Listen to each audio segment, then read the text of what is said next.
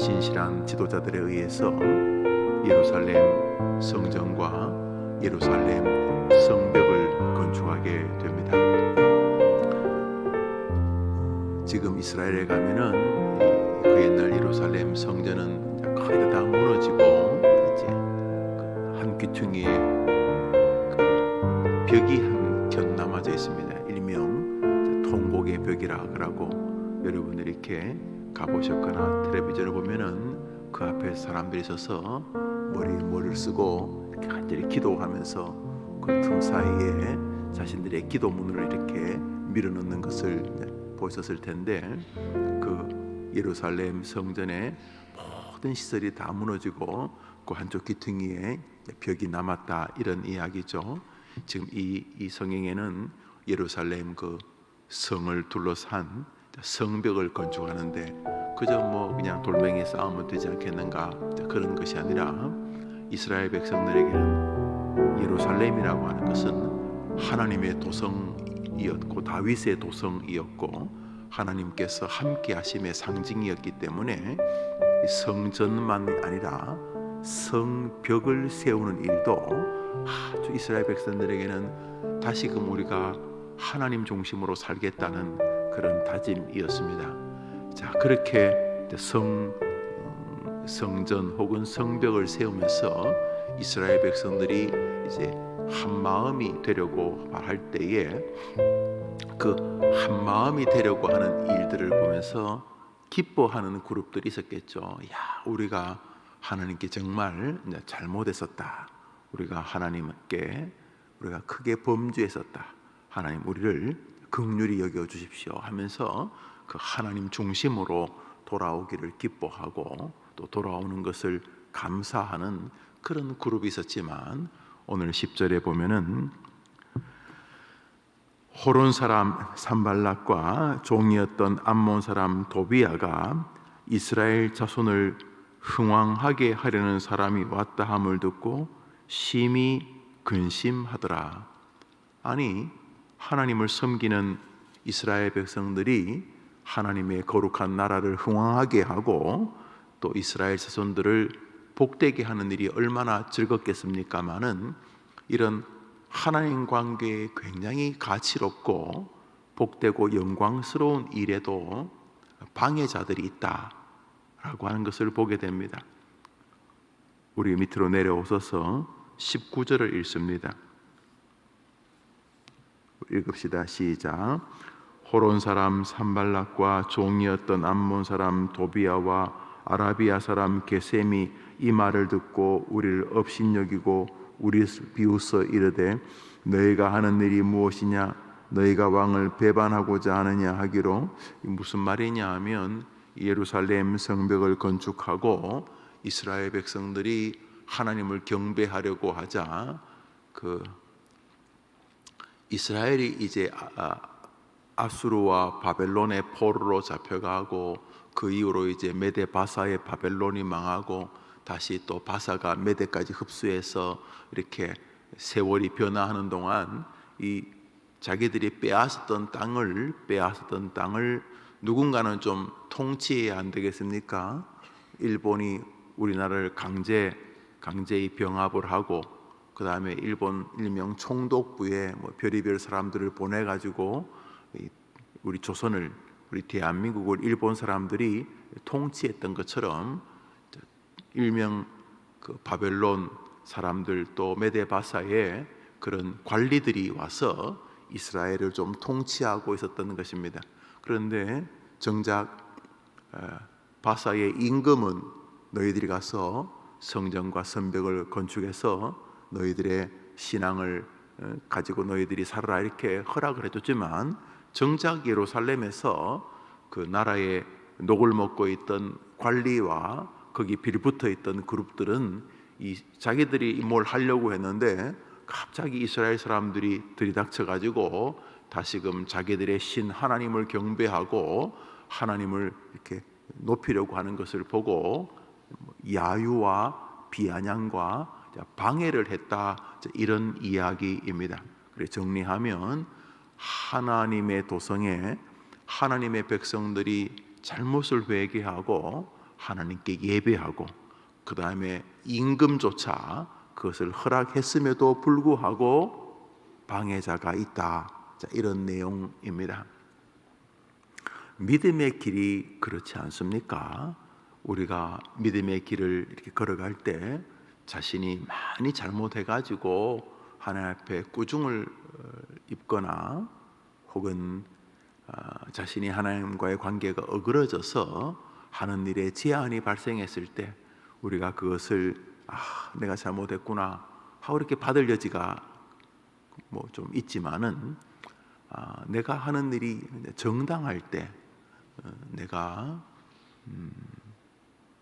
신앙적으로 양심적으로 또 이런 인간관계의 일부는 상식적으로 보아서 참 정당성이 있는 일인데 누가 그것을 반대하거나 방해하면 참 견디기를 힘들어합니다. 가장 대표적인 것이 이제 교회의 일들이 됩니다.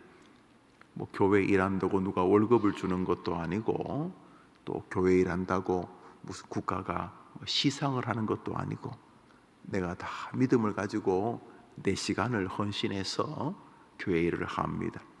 교사를 하거나 또 찬양대원을 하거나 혹은 각종 봉사를 하거나 주일날 성도들이 음식을 먹을 때 음식을 만드는 식당 봉사를 하거나 이 추운 날 더운 날 아무도 주차장이 부족할 테니까 주차를 관리하거나 교회 안팎에 여러 일들이 있습니다. 그렇죠? 전도회 모임을 하거나 자, 이런 일들은 다 이렇게 아무리 봐도 신앙적인 일이고 교회적인 일입니다. 또 목사가 왕은 아니지만 목사가 또 부탁하거나 또 목사가 또 이렇게 권면하거나 지시하거나 그래서 아무리 봐도 다 정당성이 있습니다. 임금이 너희 나라 돌아가라 임금도 허락해주고 또 돌아가라 그래서 와가지고 우리가 믿음으로 우리의 성을 재건하는 일은 아무리 생각해도 정당성이 있습니다. 또 성이 저절로 재건되나요? 노동력을 투자해야 되고 또 십시일반 헌금물 모아야 되고 그래서 뭔가 이렇게 참 이게 하나님 일이기 때문에 참 정당성이 있는데 문제는 이런 정당성이 있는 일에도 방해자가 있다는 것이죠. 방해자가. 다시 말해 하나님께서 돌아오게 하셨기 때문에 하나님께서 포로에서 돌아와서 수십 년 만에 성전과 성벽을 건축하는 것은 하나님의 은혜로 진행되는 거예요. 하나님의 은혜로 진행되면 만사 오케이가 돼야 되는 것 아닌가. 하나님의 은혜로 진행되면 합력해서 선을 이루고 방해꾼조차 하나님이 다 막아주셔야 되는 것 아닌가. 우리가 이런 생각을 하게 됩니다. 이게 바로 이 정당성이 가지는 불편함입니다. 그래서 내가 가지고 있는 이 당연함이 이상하게 원만하게 잘 해결되지 않거나 원만하게 잘 풀려지지 않을 때 우리 그리스도인들은 훨씬 더 강하게 서운함과 심지어 불편함, 나아가 좀 밑도 끝도 없지만 어딘가를 향하여 강력한 원망이 나올 가능성이 높습니다. 그런데 오늘 본문에 보니까 이런 사람들이 모여서 이스라엘을 흥왕하게 하고, 이스라엘을 흥왕하게 한다는 것은 다시 하나님과의 관계로 돌아간다는 거죠. 다시금 하나님과의 관계로 돌아가려고 하는데도 방해꾼이 있다, 이런 이야기입니다. 우리 창세기 오늘자 날주 13장을 보겠습니다. 창세기 13장입니다. 창세기 13장입니다.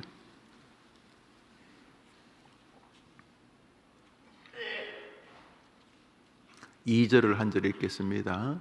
창세기 13장 2절입니다. 우리 읽읍시다. 시작. 아브라함에게 가축과 은과 금이 풍부하였더라. 참 좋은 이야기죠. 아브라함에게 가축과 은과 금이 풍부하였더라. 이거 누가 이 본문을 비틀어 봐도 좋은 말이죠. 아브라함에게 가축도 은도 금도 이렇게 풍성하니까 좋은 일이죠. 좋은 일인데 이 좋은 일을 있으면 하나님이 내게 참 복을 많이 주셨구나 이렇게 생각할 수도 있죠. 그런데 이 풍부함, 누가 뭐래도 하나님이 주신 은혜인 건 틀림없죠. 저 풍부함이 문제를 일으키게 됩니다. 저 아브라함에게 가축과 은과 금이 풍부한 것이 어떤 문제를 일으키는가? 그가 아들처럼, 그때까지 아브라함에게 자식이 없었기 때문에 아브라함에게는 아들 같은 조카 롯이 있었는데 그 롯과 분리되어지는 일이 발생하게 됩니다. 우리 뒤로 넘어오셔서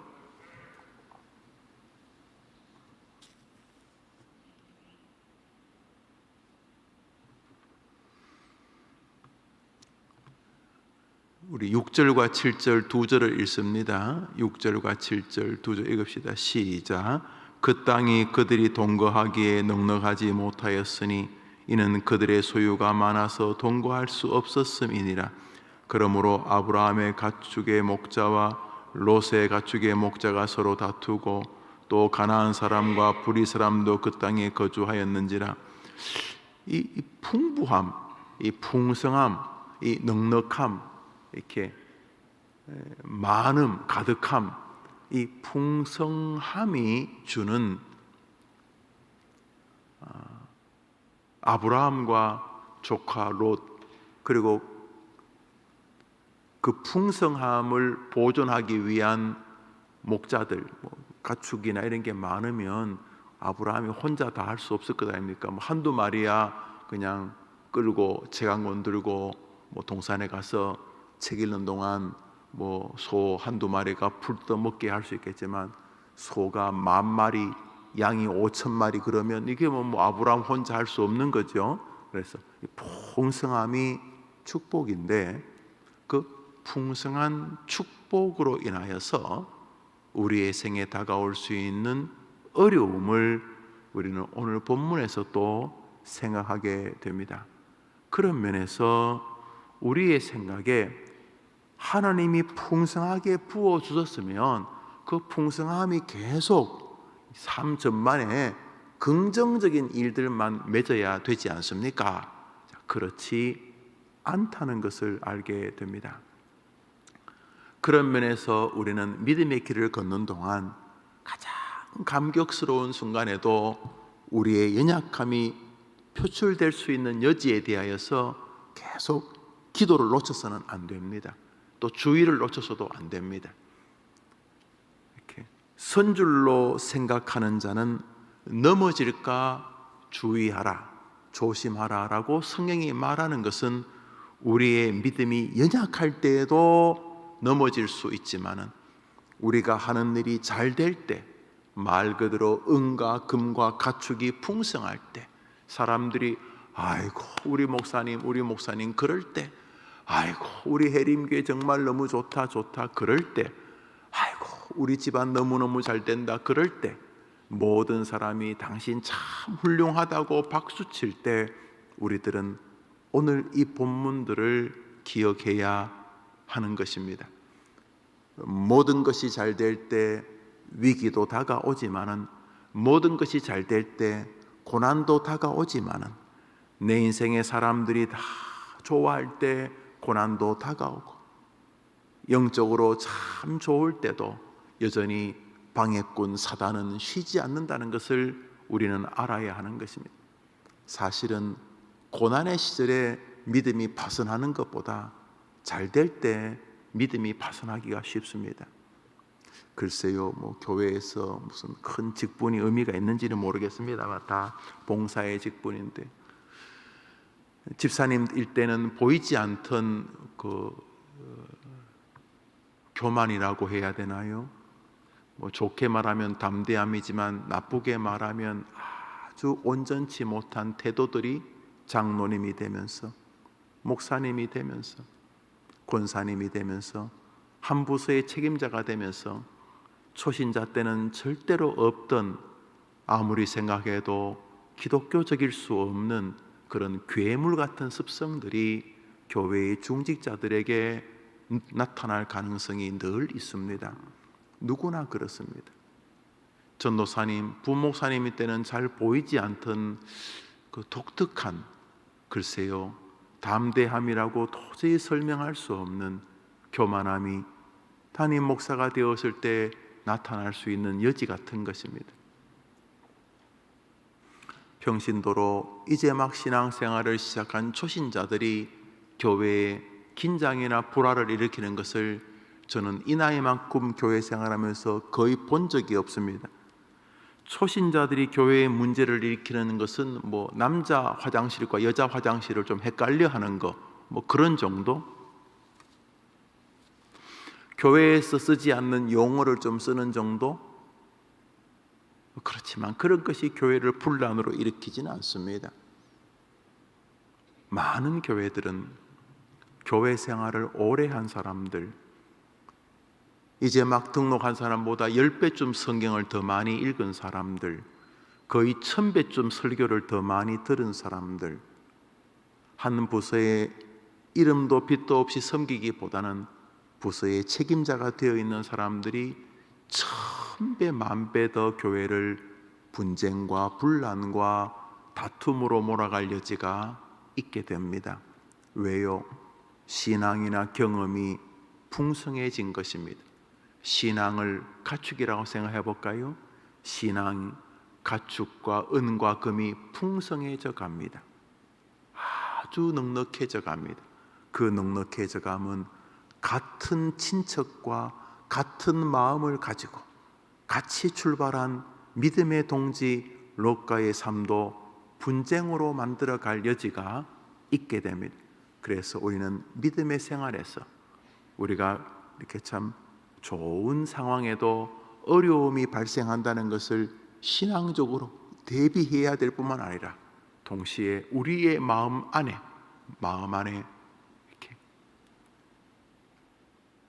하나님의 은혜와 하나님의 축복을 받는 것만큼이나 우리의 대적은 우리의 빈틈을 노려서 인생들에게 있는 교만과 아집을 자극할 수 있다는 것을 기억하게 됩니다.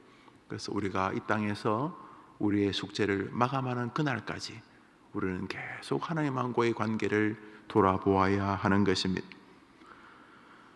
오늘자 날주 마태복음 12장을 보겠습니다. 마태복음 12장입니다.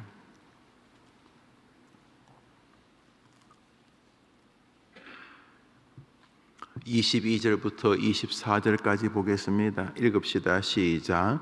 그때 귀신 들려 눈 멀고 말 못하는 사람을 데리고 왔거늘 예수께서 고쳐주심에 그 말 못하는 사람이 말하며 보게 된지라 무리가 다 놀라 이르되 이는 다윗의 자손이 아니냐 하니 바리새인들은 듣고 이르되 이가 귀신의 왕 바알세불을 힘입지 않고는 귀신을 쫓지 못하니라.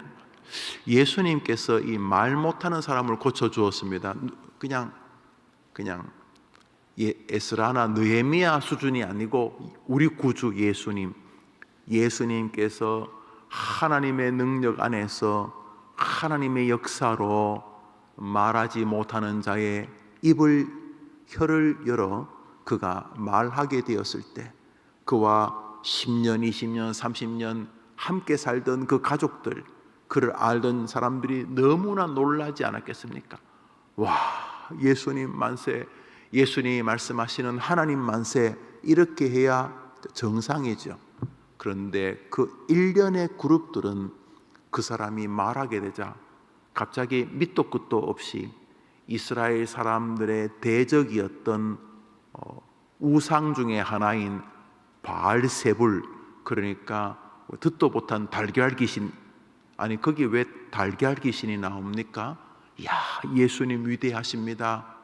이래야 정상인데 예수님께서 말씀하시던 하나님이 정말 위대하십니다, 이렇게 말해야지 너무나 당연한 반응인데 벨이 틀린 겁니다. 자기들이 믿는 하나님하고 예수님이 말씀한 하나님이 달라야 된다고 생각을 하고, 왜냐하면 예수님은 자기들 앞에 더 큰 능력을 일으키시니까. 그래서 갑자기 밑도 끝도 없이 바알세불 귀신 이야기를 갖다 붙이는 것입니다. 이건 너무 명백합니다. 예수님에게 흠집을 내기 위해서입니다. 예수님에게. 여러분, 예수님이 하신 이 영광스러운 일도 흠집을 내려고 하고 하는데 왜 여러분이 하는 믿음의 일에 모든 사람이 동의해야만 된다고 생각을 하십니까? 우리 예수님이 하시는 그 영광스러운 영적인 일도 흠집 내고 말을 지어내고 또 비난하고 또 야유하려고 하는데 우린 예수님 수준이 아니지 않습니까? 예수님 그 전능자조차 이 땅에서 가장 합당한 일을 하셨음에도 불구하고 비난과 냉소를 받으셨습니다. 정리해보면 우리가 이 땅에서 내가 최선을 다했는데 그것이 정당성까지도 있는 일들, 내가 열심히 다했는데 그건 진짜 신앙적으로 정당한 일들, 이건 누가 뭐래도 정말 하나님과 사람에게 칭찬받아야 될 일들에도 반대자와 대적자가 있는 것이 성경적이다 라는 것입니다. 한번 따라합시다. 성경적이다. 한 번 더 시작. 성경적이다. 해봐요. 시작. 성경적이다. 왜 안 따라 해봐요? 따라 보니까 성경적이다. 한 번 더 성경적이다. 뭐가 성경적이라고요? 여러분이 가장 믿음에 근거해서 하는 일에도 왜곡, 공격, 방해꾼들이 있는 것이 내가 아니 어떻게 이럴 수가 있어 하고 낙심하거나 침체할 거리가 아니라 참 성경적이구나 라고 생각을 해야 합니다. 성경적인데 그 사람하고 찢고 뽑고 싸우고 할 필요가 없지 않습니까? 성경적인데 여러분이 생각할 때 정말 최선을 다했는데 이상하게 참 반응이라고 하는 것이 또 작용과 반작용이 있는데 던졌더니 튕겨 나오는 그 반작용이 전혀 생각지도 못했던 바알세불이라고 그렇게 나를 공격한다고 하는 거 말입니다. 많은 사람들이 이 정당성의 오류에 빠져서 너무너무 괴로워합니다. 그래서 교회 생활을 그만둘까 말까 이렇게 생각합니다. 교회 생활하면서 누가 계속 박수 쳐주면 그만두겠습니까? 내가 열심히 했는데 어떻게 사람들이 이렇게 대할 수가 있나 이렇게 말이죠. 심지어 어떻게 장로님이 나를 그렇게 대할 수가 있나? 더 나아가 어떻게 담임 목사님이 이렇게 나를 안 알아줄 수가 있나? 안 알아주는 정도가 아니라 이렇게 말도 안 되게 오해를 하거나 이건 정말 이거 말도 안 되게 나를 이렇게 대우할 어떻게 나를 이렇게 대우할 수 있나?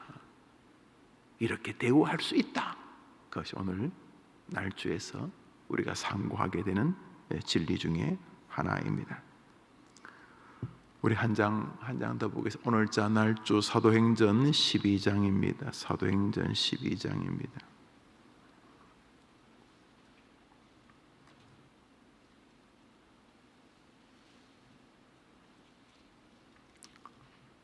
(5절을) 한 절 읽읍시다. 시작. 이에 베드로는 옥에 갇혔고 교회는 그를 위하여 간절히 하나님께 기도하더라. 이에 베드로는 옥에 갇혔고, 참 베드로가 옥에 갇히는 건 좋은 일이 아니죠. 야고보가 죽은 다음에 야고보를 이렇게 죽이니까 그 기독교인들, 그때는 기독교인이 소수였죠. 기독교인들 외에 나머지 유대인들이 너무 좋아하는 거예요. 우리나라 국민이 이렇게 있으면 그저 기독교인을 죽이니까 그냥 국민들 가운데 한 5천만 중에 한 4,500만이 좋아하는 거예요. 500만에 얼마 안 되니까 야, 이거 4,500만이 날 좋아하면 이거 정치하기 쉽겠다. 안 그래도 이 하나님이라고는 이 야훼를 섬기는 이 단일 공동체인 이 이스라엘 백성은 그게 정말 짜증나는 이 인간들인데 어떻게 그냥 같은 로마 사람이 볼 때는 뭐 기독교인이나 뭐 유대인이나 뭐 다 똑같은데 어떻게 기독교인 하나 이렇게 죽이니까 막 유대인들이 막 너무 막 충성맹세하고 그러니까 이거 뭐 몇 개월에 한 명씩 죽이면 돼요. 기독교인들도 뭐 내가 여기서 총독 노릇하는 동안 그저 1년에 한 20-30명씩 죽이면 이 좋아하면 이거 뭐 별거 뭐 제목에 갖다 붙이면 되니까 그래가지고 두 번째로 죽이려고 잡은 것이 어떤 초대교회 꽤 지분이 있던 이제 베드로였다는 거죠. 이제 베드로를 이제 죽이려고 지난달에 야고보를 죽이고 이번 달에 이제 베드로를 죽이려고 감옥에 넣었다는 거죠. 그러니까 참 안 좋은 상황이죠. 베드로가 감옥에 이제 들어가게 됩니다. 베드로가 감옥에 들어가니까 예루살렘 교회는 베드로라고 하는 예루살렘 교회 지도자가 감옥 가니까 이제 모여서 기도하고 그러지 않았겠습니까?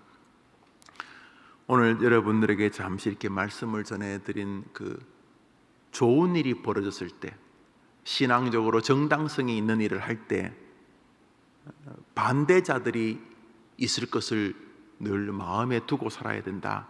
우리가 이렇게 말한다면 반대로 베드로가 옥에 갇힌 것은 참 좋은 일이 아닙니다. 사람이 감옥에 있으면 되겠습니까? 다니면서 설교하고 선교하고 그래야지. 그런데 베드로가 지금 감옥에 갇혔습니다. 그런데 이 감옥에 갇힌 아주 안 좋은 상황이 초대교회에 또 한 번 폭발적인 부흥으로 연결됩니다. 자, 베드로가 감옥에 갇혔는데 하나님께서 야고보는 순교하시는 것이 주님의 계획이셨던 것 같습니다. 야고보의 순교는 모든 사람들에게 나는 어떻게 될 것인가? 나는 어떻게 하나님께 부름을 받을 것인가? 자기 동료 교회 지도자의 죽음은 교회로 하여금 깊이 자신들의 삶을 돌아보게 한 것이죠. 그래도 계속 믿을 것인가? 아니면 배교할 것인가? 뭐 이렇게. 그렇지만 꽤 많은 사람들은 야고보의 죽음 이후로 그래 주님 다음은 접니까? 예, 부르시면 가겠습니다 하고 더 분명한 신앙을 초대교회가 이제 확립하게 된 것 같습니다. 베드로도 그렇고 베드로가 이제 감옥에 갇혔는데 성경은 베드로가 깊이 잠들었다고 합니다. 이미 죽음을 받아들이며 그래 뭐 주님께서 나를 부르시는구나. 예, 주님 이제 하늘 갑니다. 뭐 이랬는지 보통 사람이 근심하면 잠을 못 자는데 베드로가 이렇게 감옥에 갇혔는데도 이렇게 이제 깊이 잠들어 있으면 근데 이제 베드로가 내일이 아마 사형 집행일이었는지 또 베드로가 워낙 또 뭐 특이한 일을 행한다고 소문이 있었는지 이제 병사들이 베드로를 이렇게 붙들고 있는 상태로 잠을 들었으니까 이건 뭐죠 부자연스럽습니다. 그런데 그 밤에 하나님이 천사를 옆에 있는 군사들을 깊이 잠재우시고 베드로의 모든 이 수갑 다 풀어내시고 감옥문도 다 여시고 천사가 베드로를 이끌고 감옥에서 나오게 합니다. 탈출이라고 하기도 어렵고 그냥 쑥쑥 걸어 나온 거죠. 천사가 이렇게 데리고나. 그래서 베드로를 위해 기도하는 사람들이 모였던 곳에 베드로가 나타나게 되고 이 일을 통하여 초대교회는 더 강력한 거룩한 하나님의 은혜를 체험하게 됩니다. 그 베드로가 그냥 자기 집에서 기도하는 사람들에게로 갔더라면 아이고 목사님 오십니까? 이제 그랬겠지만 베드로가 감옥에서 기도하는 사람들에게로 감으로 인해서 고난이 훨씬 더 초대교회에 강력한 은혜를 끼치게 됩니다. 옥에 갇혔던 것은 불편한 일입니다. 그렇죠? 감옥에 갇히는 일은 분명히 불편한 일입니다. 우리 인생에 불편한 일이 다가오지만 우리가 하나님 손에 붙잡히만 있으면 고난은 도리어 우리에게 유익이 될 줄 믿습니다. 자, 그러면 정리해보면 가장 정당성이 있는 일을 할 때에도 반대자가 있을 것이라는 것을 염두에 둔다면 우리는 함부로 교만하지 않을 것이지만 반대로 감옥이라고 하는 무척 안 좋은 상황이 하나님의 거룩한 은혜와 맞아떨어지기만 하면 도리어 이 고난이 훨씬 더 크게 하나님께 영광을 돌리며 내게 복이 된다는 것 또한 우리가 보게 되지 않습니까? 요셉이 형들에게 미움을 받아 종으로 팔린 일은 정말 괴로운 일입니다. 괴로운 일입니다. 남도 아니고 피부친데, 그렇지만 그 고난 때문에 요셉의 가문을 넘어 이스라엘 전체가 살아나게 되는 것이죠. 그런 면에서 그리스도인은 가장 잘 될 때에도 겸손함을, 교만함을 계속 기억해야 하지만, 반대로 무언가 몸이 아프고 또 좀 상황이 좀 불편하고 좀 이렇게 불만이 솟아 나올 것 같은 조금은 답답한 상황에서도 일종의 그 영적인 스릴, 이번에는 어떤 일을 행하실까? 고난 당하는 것이 내게 유익이라, 그로 인하여 내가 주의 율례를 배우게 되었다고 말했던 우리의 선배들처럼, 우리는 고난이 아니라 고난을 당할 때에도 하나님을 붙잡고 있는 믿음이 있다면 고난이 도리어 더 큰 축복의 마중물이 될 수 있다는 믿음 또한 우리는 가지게 되는 것입니다. 우리는 잘 될 때에도 과도하게 교만하지 않고, 잘 될 때에도 반대자들을 대비하며 사는 사람이지만, 반대로 우리는 어려운 일을 걸을 때에도 과도하게 절망하지 않습니다. 어려운 시절은 더 하나님의 능력이 삐까뻔쩍하게 나타날 수 있는 시기이기도 하기 때문입니다. 오늘 하루 하나님의 은혜가 여러분에게 감사와 겸비함과 자신을 점검함과 소망이 있는 은혜의 날 되기를 축복합니다. 오늘은 아침에 주일 학생들이 전국 성경고사, 찬송율동 이런 모임을, 경연대회를 하게 됩니다. 이미 예수 믿는 것이 다 시장받은 것인데, 또 아이들은 오가면서 또 교제하고 또 자신들이 준비했던 걸 발표하고, 이런 것들이 다 의미 있는, 시상 관계없이 우리 아이들을 위해서 또 수고한 선생님들과 또 뒤에서 도와주시는 부모님들에서도 한번 기도해 주시기를 바랍니다. 주님 가르친 기도로 예배를 마칩니다. 하늘에 계신 우리 아버지여, 이름이 거룩히 여김을 받으시오며 나라의 임하옵시며 뜻이 하늘에서 이룬 것 같이 땅에서도 이루어지이다. 오늘날 우리에게 일용할 양식을 주옵시고, 우리가 우리에게 죄 지은 자를 사하여 준 것 같이 우리 죄를 사하여 주옵시고, 우리를 시험에 들게 하지 마옵시고 다만 악에서 구하옵소서. 되게 나라와 권세와 영광이 아버지께 영원히 있사옵나이다. 아멘. 기도합시다.